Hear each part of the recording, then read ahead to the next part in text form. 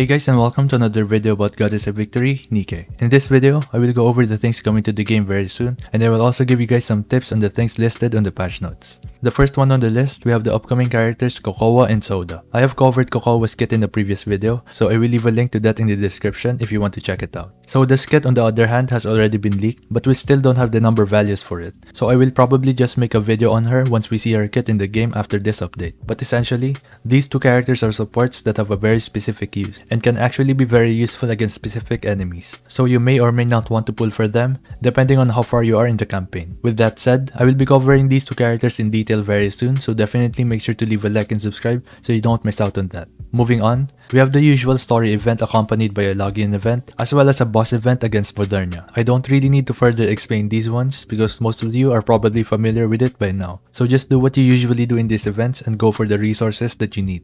But if you have any more questions about it, I will leave a few links to the previous videos I made about these types of events because the tips I mentioned before will still apply for the new event. Next up, this is probably the most important part of this update, and this is of course a new challenge that will give us a spare body selection box after you upgrade the NIKKE to level 141 for the first time. If you watched my Q&A video, I went over this in one of the questions from my viewers, so it's nice to see that it's actually coming to the game. Most of you are probably already past 141, so you will immediately get this reward. And if you are wondering which character you should get a copy of, you would obviously choose your characters closest to max limit break, so you can break the level 160 progression wall. But if you already have 5 characters at max limit break, you would optimally use the spare body selector to get another copy for your 1 DPS character. So if you mainly use Alice, Drake, Privity, Laplace, or any of the other top tier DPS, go ahead and get a copy of them because most of the stages in the game are DPS checks. And the stat increase from getting one more copy for your DPS can be enough for you to beat the stages that you wouldn't have completed otherwise. For me personally, I'm getting another copy of Privity just because she's my favorite character. And I don't have to worry about other characters because I already have 5 of them at max limit break.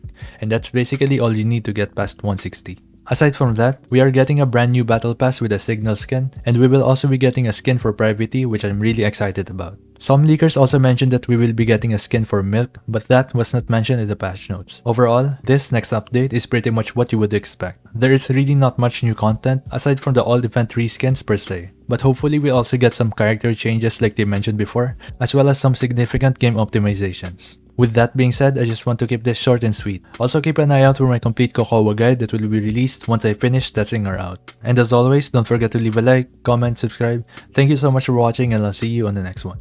Peace.